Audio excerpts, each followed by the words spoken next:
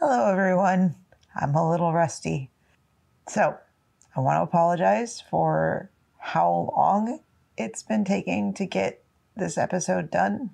And part of that is because I didn't anticipate not being able to find my mouse in the room where my computer is going to be living. So I wasn't able to edit. I've been moving stuff steadily for the last few weeks. The holidays happened. So I've had a half-edited episode on my computer, which hasn't been plugged in like a month. And I sincerely apologize. We will be doing our best to get back to a normal schedule soon. I'm going to try. Wish me luck. I don't know how soon. But for now, enjoy the first episode of the new year, 2023. Releases will be sporadic until they're not. Thanks for your patience. We love our audience. We love you. Thank you so very much. And now, on with the episode. Welcome to Tales from the Waystone, a King Killer Chronicle reread podcast. We are your hosts, Will and Phoenix. Let's get into it.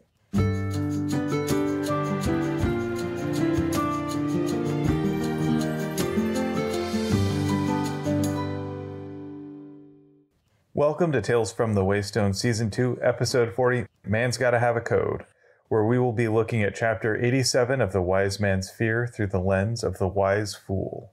So as a reminder, we are kind of taking a step back from all of the things that we normally would do on the podcast because we are in the process of moving into a house that we just bought. So unfortunately, that means that uploads might be a little more sporadic until we're all settled. And we're going to be nixing the 45-second recap and the interesting fact. And honestly, if you'd like to give us a hand, we'd love to hear what your 7 words from your life are, or what 7 words you like from the book, who your Phronimos is for the section that we're reading, although we will still be going over our own. And if you have an interesting fact, send it our way. Our Discord is linked in the description of the podcast, and you can always find us on Twitter until that implodes completely at Waystone Pod. Also on Instagram, not on there very often, sorry. But we also have a Facebook, which I am on more often, or at least can get notified more often of. Anyway, with that out of the way, let's go ahead and do our usual disclaimers. So before we begin, let's get these out of the way. First of all, we are in no way affiliated with Patrick Rothfuss or his publisher, Daw Books. Second, all of our discussions will naturally assume that either A, you've already read the main books, The Name of the Wind and The Wise Man's Fear, as well as the other ancillary novellas and short stories in the continuity, or B, you're a weirdo who doesn't mind having crucial plot details from the future revealed to you ahead of time. Needless to say, beyond this point, here be spoilers. Finally, a word to our community: be kind to yourselves, one another, and the creators of the worlds that we love exploring. So with that, let's go ahead and dive into Chapter 87, The Lithani. All right, so I really like this section. It's a huge step away from the tedium and boredom that not only Kvothe and his compatriots have been feeling, but honestly, me as an audience member, I have been feeling like, okay, we're doing the same thing week after week, day after day, whatever. This is getting boring. There's only so much of traipse around the woods and learn how to track people who aren't there. Okay, that I can deal with. Yeah, this portion of the book is kind of dull. There's a lot of nothing happening, and the characters are spinning their wheels and are as frustrated as the audience. I do think it serves a narrative purpose. It gives us a nice lull before action happens again. But I'm going to admit that I'm really happy to have a rising interest happen in the interest curve right now. Yeah, I mean, things start off with that little jump scare where, like, there's something in the bushes. There's probably bandits. There's probably bandits. It's just deer. Yeah. I can't say much negative about this, though, because if I were just on edge, just waiting to have a massive fight for weeks on end, hearing something in the bushes would both make me very nervous and excited. I think the thing that really hits home for Kvothe in this little bit here is this is the first time that having a fight with someone goes from being just a theoretical thing into something that's almost certainly going to happen in his mind. And he realizes just how woefully unprepared he really is for this. Thank goodness he's with Tempe, though I'm not sure that Kvothe really understands just how good Tempe is in a fight, even though he saw Tempe thump Dedan handily in like half a second. Yeah, he's got this idea that, yes, Tempe is a good fighter. And he also knows that he himself is woefully ill-prepared to handle himself. It's like a dog chasing a car, and he has no idea what he'd ever do if he actually caught it. And now he realizes that he is that dog who has caught the car. Or at least he might be. Turns out he isn't. But this is also, I think, an example of circumstances puncturing Kvothe's myth of ultimate competence. And he's confronting his own lack of experience, his lack of preparation, his own inability to actually handle himself. And then, much like jump scares in properties that don't really have scary bits other than what you make in your mind, like I'm thinking of Gone Home and the one jump scare in Gone Home, you kind of feel embarrassed about your fear in that moment, about feeling like everything is just heightened, and you kind of get that embarrassment feeling, like, why was I so scared? It was nothing. I didn't even check to make sure that what I was afraid of was something that was worthy of being afraid of, or was what the thing that I thought it was. I said was a lot. Sorry, audience. If that was terribly hard to follow, it was the same in my head. I think that also serves a really important purpose for Kvothe from a narrative perspective, though, particularly a character perspective. He's gotten into a groove, and this is shaking him out of that groove. It's shaking him out of that routine so that he's actually able to confront his own weaknesses. But it gives him that wake-up call. And this section is him really confronting his ignorance, which is why we thought of the wise fool when we came up with our theme for this week. On to the meat of this chapter. Tempe and Kvothe are walking back to Crossan, which is the last town, we'll call it a town, on the King's Road before you get into what is essentially just forest for miles and miles and miles and miles. And the way that Kvothe describes it as being barely able to be called a town or a settlement or anything, and then says something to the line of, if it wasn't on the King's Road, it wouldn't have even warranted a name. And all I can think of is, what idiot wouldn't have put the town next to the road, like deep in the forest, so that the only way to get things like, I don't know, food is traipsing through the Eld? When the King's Road is there, it's like, why would you put a gas station on a place that doesn't have a road instead of right next to the road?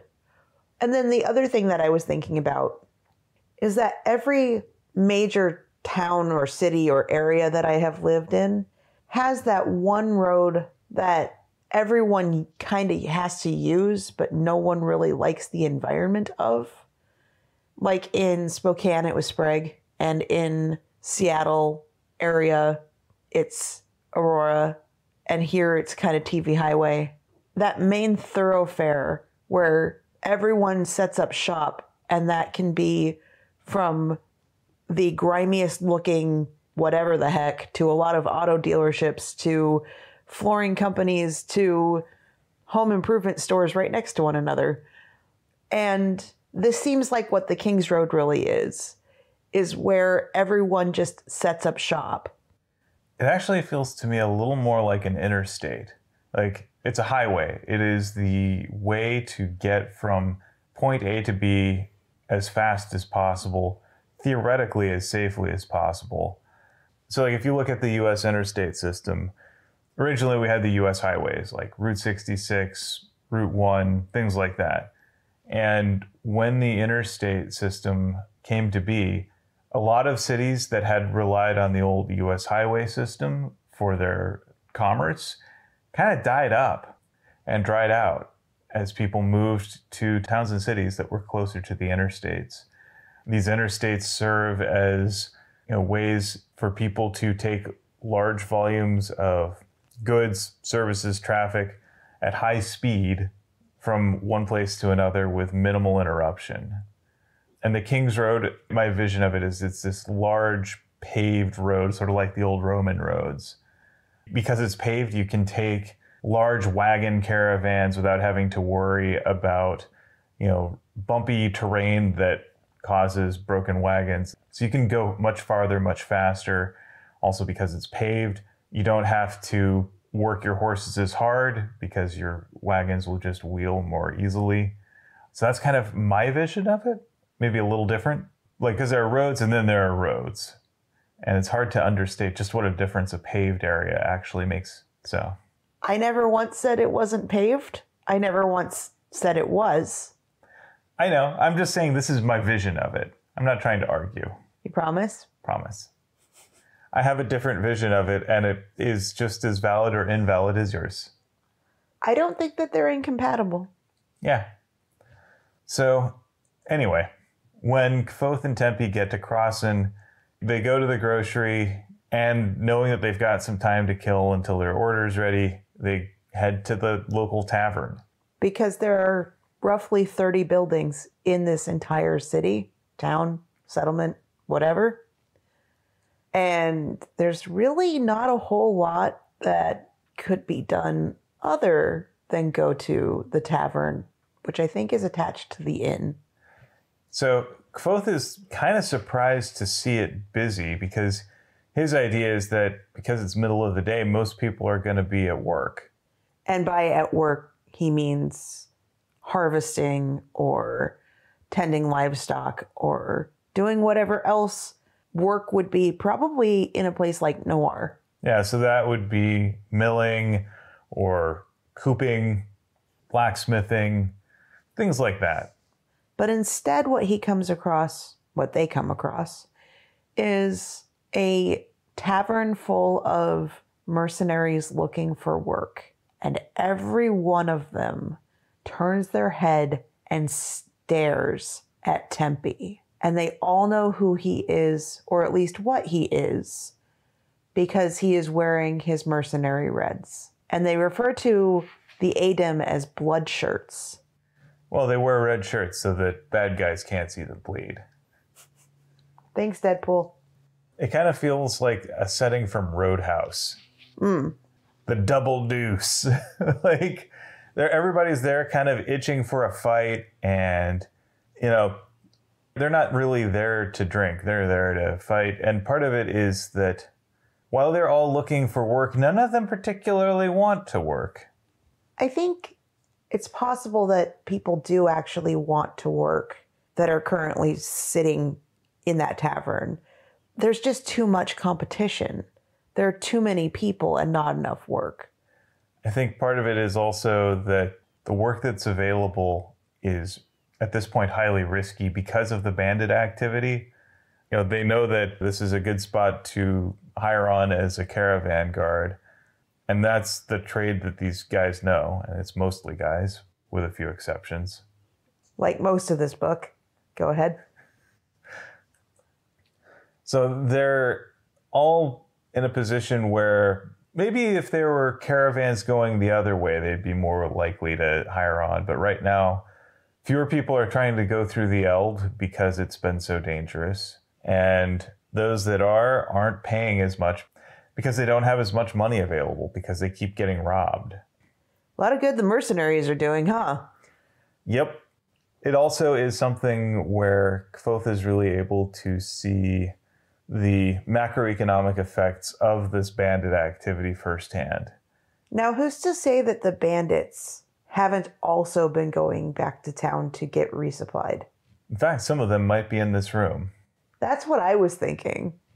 I mean, there's a finite supply, and you kind of got to figure that when times are tough for people who make their job fighting, banditry is the next logical step. So anyway, one of the guys in the tavern, a man named Tam, starts picking a fight with Tempe. First mistake. And, Tempe is handling it as well as he can. Tempe just seems nonplussed. Tempe is not afraid to fight, even when he doesn't particularly go looking for one. But he's so calm about it. I think that's what's infuriating Tam. And then every time that Kvothe dares to speak up, Tam just, I wasn't talking to you, or shut your trap, or gets ever more threatening and pissed off. There's kind of a big dog, little dog dynamic between Kvothe and Tempe. Tempe is the big dog. He doesn't need to talk. He lets his actions and his demeanor do the speaking. Whereas Kvothe is always yapping. He's always instigating a little bit. And Tempe is there's a sense of amusement in this for him. I think Tempe also kind of wants to put this guy in his place. He knows that as a ADEM mercenary, he gets paid better. And it is in his interest to make sure that people understand why ADEM mercenaries are worth that 20 penny a day charge. 2 jots, is that 20 pennies? I really don't understand nor really care about the conversion of jots and pennies and half penny and all that. I don't. It's just, if I can figure out which one's smaller, I'm good. Point is, as an ADEM mercenary, Tempe commands a salary 20 times higher than the other guys. So it's in Tempe's interest to show that, yeah, he's worth the upcharge. So he does. Handily. Before going and starting in on the fight, there are some little bits of Tempe kind of having to verify with Kvothe what Tam is saying. Tam has a very thick accent and he's speaking very fast and he's saying words that are unfamiliar to Tempe. And once Tempe understands what Tam has been saying, maybe not what Tam has been meaning by what he is saying, but just the words that he's been saying, he's like, oh, okay, what is your issue? I don't understand. Why? I mean, are you complimenting my mother by calling her a word that I, Phoenix, will not utter? Yeah. Tempe's response is, thank you, I will pass it on to her. Pretty much. But the idea that in ADEM culture, having sex for money, or rather being paid to have sex with them, is fine. It's an honor. Receiving gifts, receiving money in exchange for providing sex is not seen as anything to be ashamed of. And I think that we as a society would learn a lot from that. It shouldn't be looked down upon. It shouldn't be treated any differently than someone who uses their strength to earn a living. Yeah, it's just any other industry. And if people are treated ethically as part of it, that's really all you can ask. And if they're doing what they want to do. Absolutely. If it's something that they are both willing and consenting to, I don't have a problem as long as they are being treated well. And I think that as a society, we should provide tools so that they are treated well. Yeah. Anyway, going on to more of the posturing and attempting to shame Tempe into anger, into rashness, into making mistakes, or just riling up. Not sure, but Tempe doesn't take the bait. And He says calmly, all right, I can take 4 of you easily. Go ahead and get 3 compatriots and bring as many women as you would like. And for Tempe, that's not an insult. It isn't something that he's saying to rile Tam up. Actually, I think there is a little bit. It's just not in the way that we would think or the way that Tam would think. So in Tempe's mind, women are the best fighters. Yes. So he's thinking, yeah, you're probably going to need some women to help to fight me. Right. It's not so much like big, strong man need your mommy. It's more, okay, you don't seem like much of a challenge. I'd like a challenge. Can you get some women, please? Thank you. I'll even let you use some cheat codes. You can use as many as you like. It's kind of what he's saying. And the thing about it is that in his culture, the women are the teachers for combat, for just general everything. They are the wise ones. They are to be revered and respected. Yeah. Like I say, it is a studied insult. It's just the insult that he means is not the one that Tam hears. Or the one that Kvothe hears. So as he gets up to go fight Tam and the other 2 people that Tam has managed to convince to fight Tempe, a blonde woman and another dude. That's pretty much all the information that we really get about them. Tempe looks back at Kvothe and says, watch my back. And Kvothe is all impressed that Tempe knows idiomatic speech. And that is not what Tempe means. Tempe means literally watch my back. Learn from my example. Watch me. Use my posture as an example. Do you see how this is actually helping me to stay in balance? And Kvothe thinks it means watch my back, help me out if I get overwhelmed. So Kvothe, in all of his nervous teenage energy, is like, but I don't know how to fight. How do I fight? I'm going to get my knife out because I think I might have to fight. And even then, he hasn't really been in a knife fight before. He's realizing, oh, I really hope I don't have to do anything here. So he's aware of what bar fights result in, which can be sprained wrists or broken fingers. He's treated people, he's watched people have fights, and he wants no part in that. So he's just sitting there, a pile of nerves, watching what he's really hoping will not be spilling onto him. And within 3 or 4 moves, fight's over. Because Tempe is that good. Tempe is Dalton from Roadhouse. If we're using the Roadhouse metaphor, he's like Patrick Swayze. He comes in cool, calm, collected. Not there to start a fight, but he will definitely finish it. And overall, the fight is a non-thing in this chapter. That's not what all of the chapter is about. It's not really what any of the chapter is about. It's the reputation of the Adem, the skill of the Adem, and then afterward, it's a discussion on the Lithani. The Lithani is interesting to me. It seems like it's a lot of things. It's, in addition to being kind of inscrutable, it reminds me a lot of a Zen koan, which is a riddle that you're supposed to contemplate. It doesn't have an answer, but the act of contemplating the riddle is what helps you to find meaning or purpose. It's not just a set of rules. It seems like it's more like principles. I was going to say it's more of a moral code. Yeah. It's guiding how you make decisions, but it is not what your actions are that say whether or not it was part of the Lithani.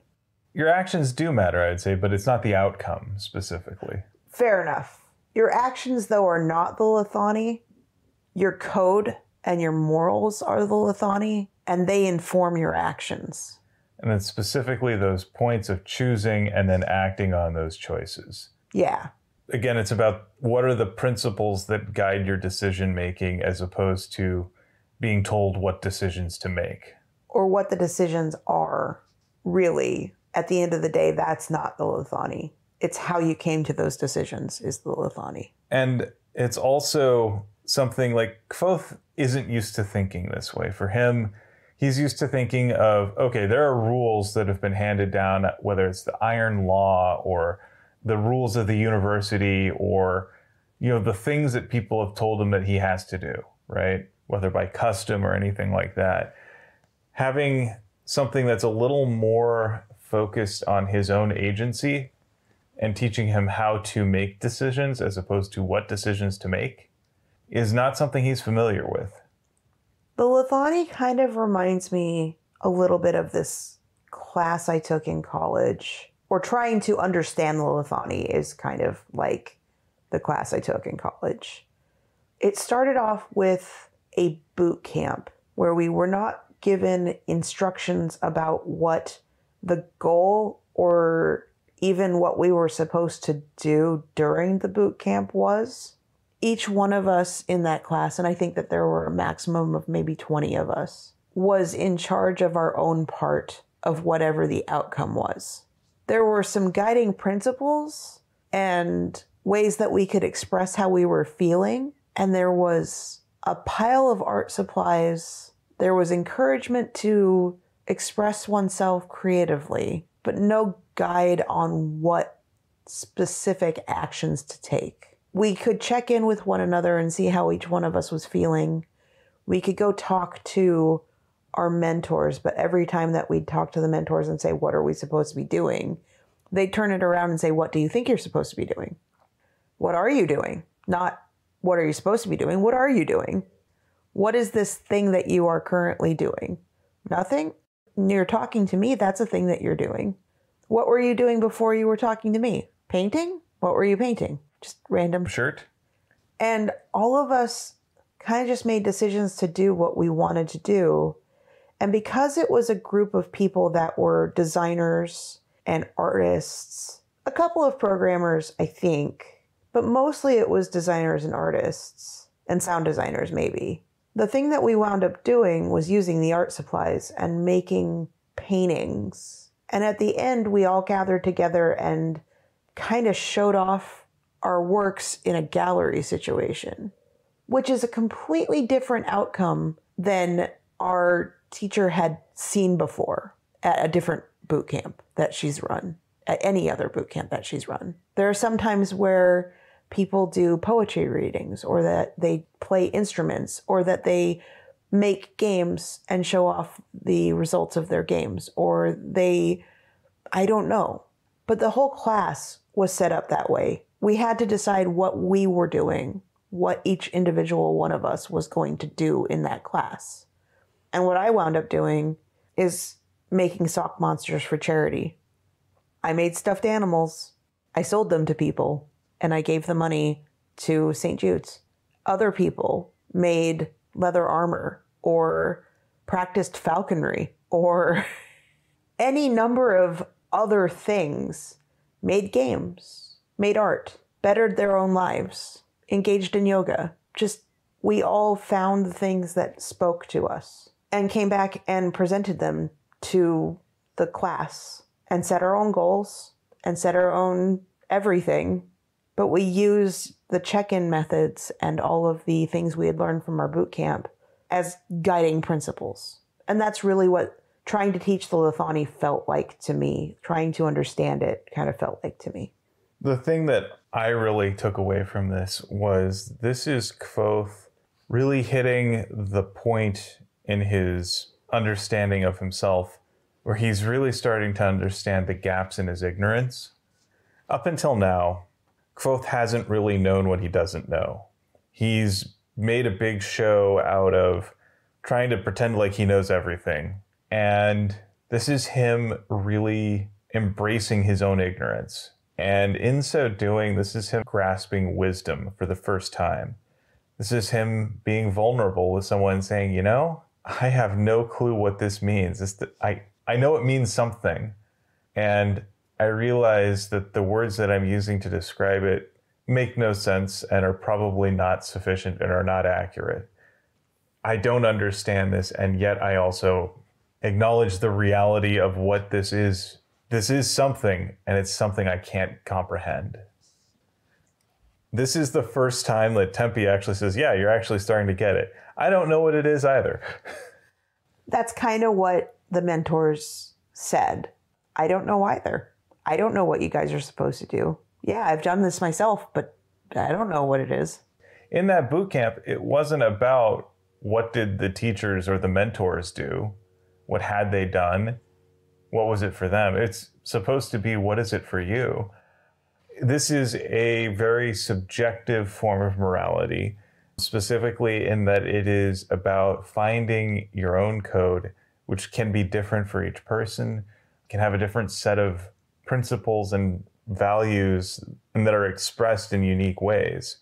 Like, it isn't a case of always do this thing, like having a set of rules. It is a case of live in such a way that you honor these principles. And we're not going to exhaustively document every single way that that might be. You have to be able to evaluate a situation based on your principles and then figure out how that gets expressed through you and your choices. So I think that's pretty cool.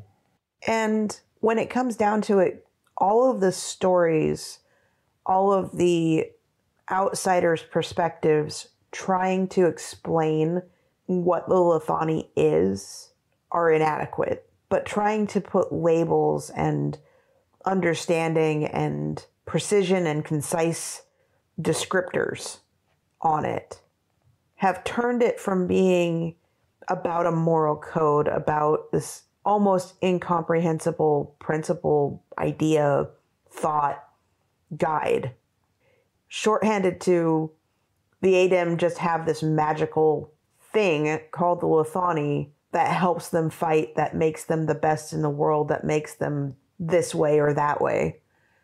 Like it's fire in their hands or their heart or something to that effect, that they have a special word or magic about them. It gets bastardized and a game of telephone played to the point where there's no recognition of reality in the tales of what the Lethani is. And in the same way that when people see artists do amazing things, amazing work, and look at it and go, I'm so jealous of your skill and talent. I could never do that. You're so lucky to have that talent, to have that just natural ability. Every single artist that I have ever spoken to always says, it's not about innate skill. It's not about talent. It's not about springing forth fully formed as an artist.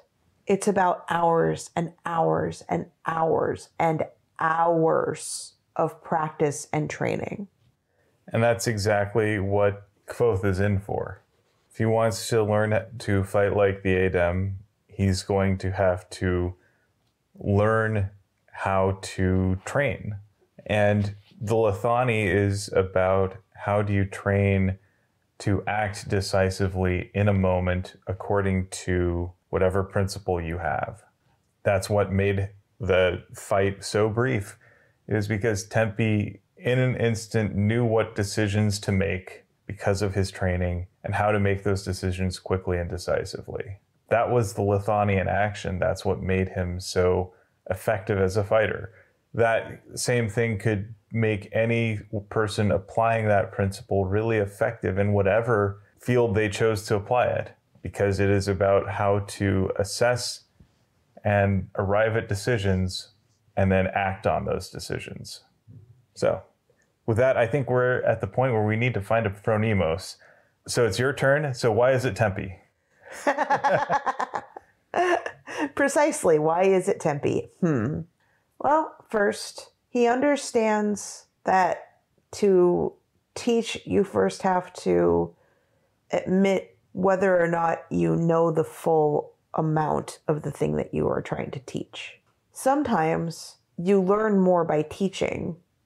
You unlock those moments when you are trying to show a partially formed amount of knowledge to another person and working collaboratively to come to understanding. For instance, if I try to teach you anything that I have been learning in my guitar lessons that maybe I'm not 100% on, and then you pick up on it and you're like, oh, it's this thing. Oh, and then you talk about what your new understanding is. And you talk to me about it and I just go, oh, that's your understanding of what this is. That makes so much more sense. I understand it better now now that I've tried to share it with you and you've talked it back with me. And so Tempe is aware of his limitations.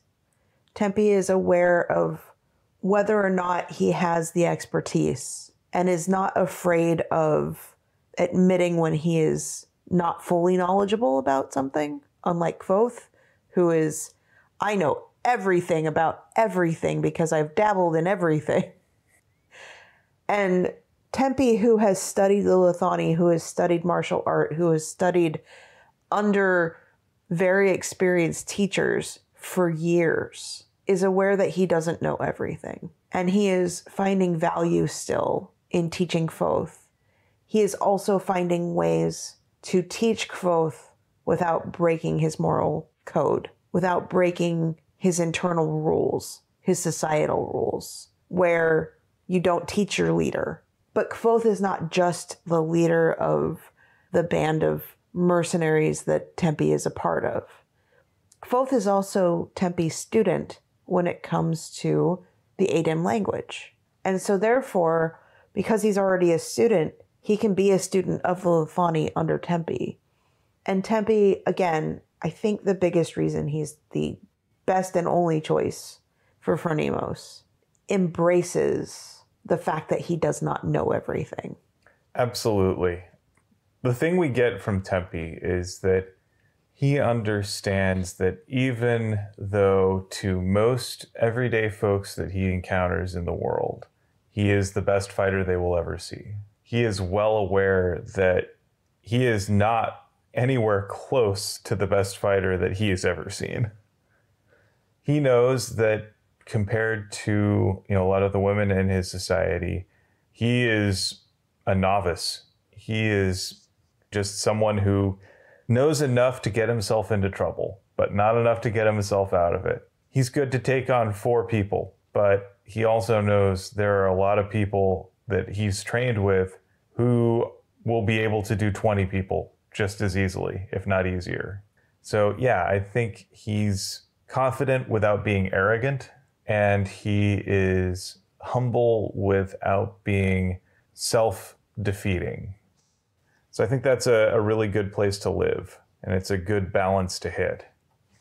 And then it's also your turn for Thing of the Week. That is true. So, man, it was like a month and a half ago now.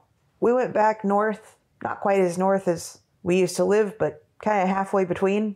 And you performed a wedding ceremony for 2 of our friends, one of whom showed us a fantastic new show by the people that were at one point the company College Humor, the video company College Humor, and now are Dropout. It's called Actually. And apparently it was on YouTube for years before we were introduced to it. And this is the greatest thing about YouTube. You can discover new things just all the time.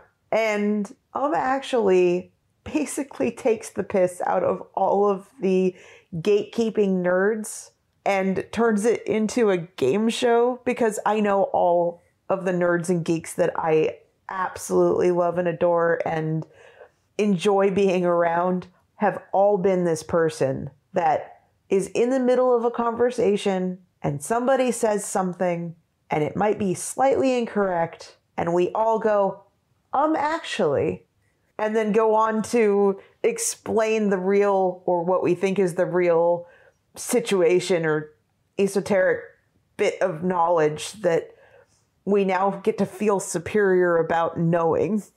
And the show itself is like 13 questions-ish that aren't really questions. They're statements that are incorrect about the properties and nerdy shit that you know and love.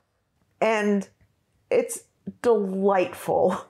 Yeah, I definitely have some real fondness for it. There's some great contestants on there. Like, some of my favorites are John Goots Gutierrez, or Matt Mercer, who is pretty much an ace every time he shows up. Especially if they ask him any D&D questions. I mean, it's really funny to see this guy who was for a long time primarily known as a voice actor, pivot into being like the arch lore master of D&D. And then also Brennan Lee Mulligan. He's super hilarious, even as he's amazingly aggro and sort of plays up the heel role. He's also a huge Lord of the Rings nerd. I mean, the whole thing is done with a sense of good humor and openness, and it's gentle fundamentally. Like, people are there to have a good time. They're there to talk about what they love. And usually things end up turning into these weird little breaks that lead to people telling stories about things that they've experienced. And that's when it really comes to life. And then they drop the whole hyper-competitive element. And then it just turns into these weird stories that you would only hear from people who have lived this. And what makes me really happy is that they have had episodes that are all women and they don't dumb down the questions. They have people of all genders, all gender expressions, and everyone is kind to one another, even as it's a competition. There are only a couple of rules. One of those rules is you have to precede your answer with actually. And the other rule is you can interrupt the host anytime you want. And the number of people who have had their points stolen by just not saying actually at the beginning of their statement, and then another person jumps in and goes, actually, what they said. It's hilarious every single time it happens. And I think that the funniest parts are when it's, you didn't say actually, and then another person goes, actually, and then repeats what the other person said. Oh no, that wasn't right in the first place. You just didn't say actually. Right. Yeah, those are pretty great. It's a lot of fun and we've definitely enjoyed it. I mean, we have some holes in our knowledge. We don't know much about Pokemon. We're just a little too old to have really gotten into that when we were kids, and it just never stuck with either of us. We've introduced it to yet another one of our friends, and between the three of us, we have most of the Venn diagram covered, but not all of it. And there have been episodes on like cartoons and on wrestling, which wrestling is not something that either one of us knows anything about, but it's still really fun to watch the show. Or anime, or like reality TV shows was the most recent one we watched. And it's just so fun to watch people geek out over things like Ghibli movies and Lord of the Rings and comic books and fantasy books and just pretty much all of these things that so many of us get so invested in and know and love. So there are like 80 episodes available on YouTube, so you can watch it for free. And then when you eventually run out of that and realize that there are at least 2 more seasons left on Dropout, you just sign up for Dropout if you have $5 lying around. It's worth it. And I'm pretty sure that we're going to watch a lot of the rest of the things that are on Dropout as well. Also, Adam Conover has been a guest on it a few times, so maybe that'll entice you, because it's really fun to watch when especially he forgets to say actually. But yes, so that's what we've been doing to kind of wind down recently. We don't have it in us right now to watch a lot of politics. We don't have it in us right now to watch a lot of things that are serious competitions or stressy or aggro or any of that stuff, because big life changes and moving is its own special kind of heck. And so watching a silly game show where people try to out-nerd one another, it's kind of nice. So nice. So that brings us to our 7 words. You had the book this time. What'd you pick? All right. I highlighted a bunch of things. At first, it seemed like I wasn't really going to run into many 7 words, and that the 7 words that I did run into were all kind of not great. It was a fight waiting to happen. I could have done it, mind you. I do like that the response that Tempe has when Tam calls his mother a unkind word for sex worker. You are very kind. I thank you. None of that really struck me as appropriate for picking a 7-word sentence that meant something to me. And so I kept going, and then we start talking about the Lithani. And then in the Lithani section, there's a lot more green highlighter in my book. So there's things like, the Lithani is a type of knowing. Tempe paused, obviously considering his words carefully. Lithani is the thing that shows us. But the thing that I chose was Kvothe saying, explain it. I will try to understand. Nice. So I had words from life, and mine is, we are finally making our own Waystone.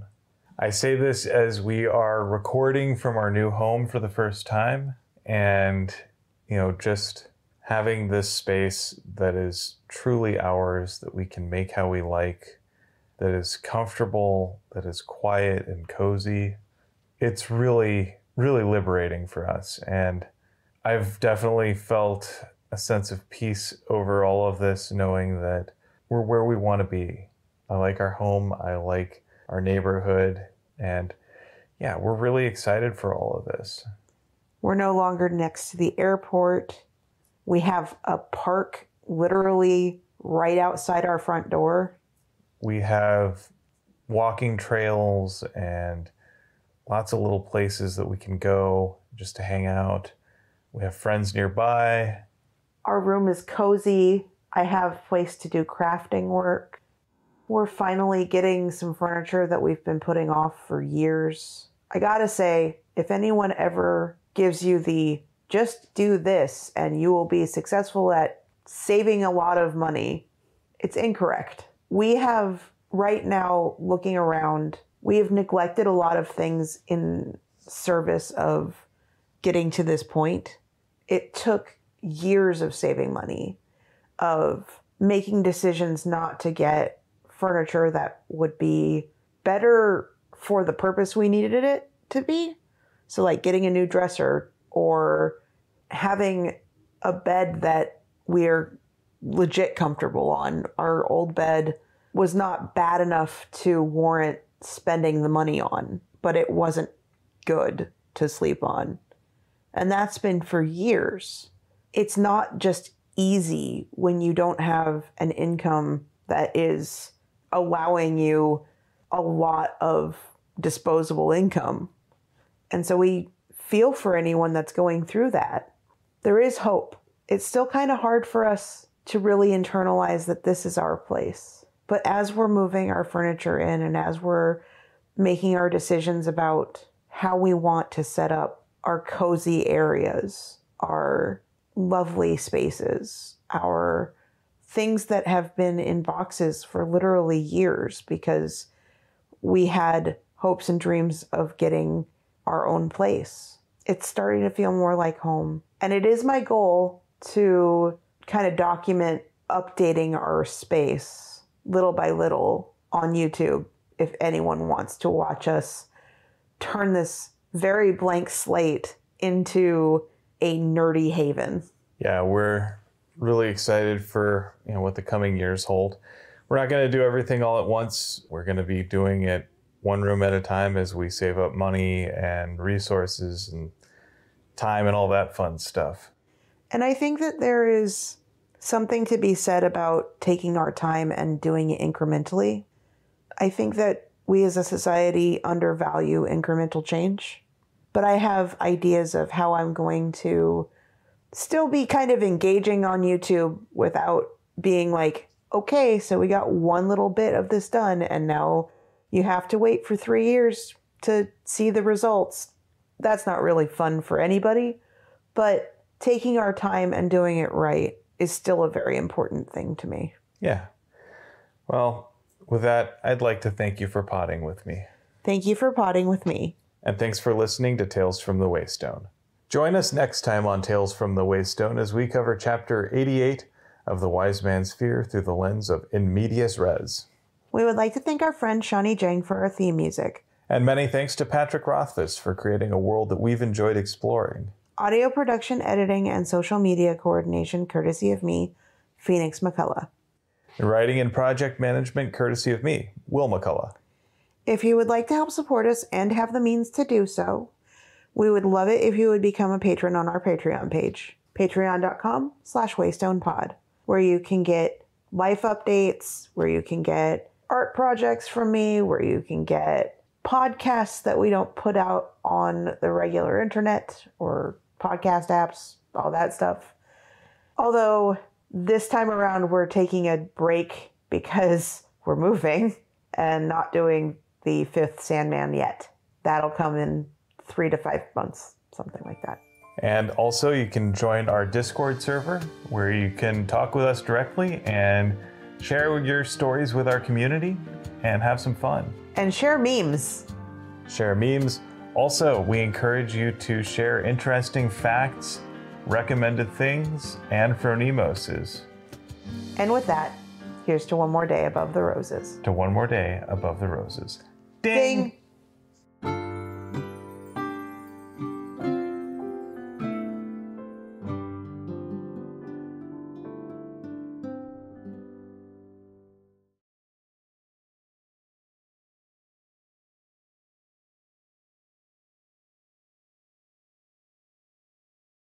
But I don't think that we're the right source for going line by line, trying to figure out the etymology of certain words. Is it entomology, etymology? Etymology. I got it right. You did, yeah. Entomology would be bugs. That's what I knew one of them was history language stuff, and one of them was bugs. You got it right. Yay.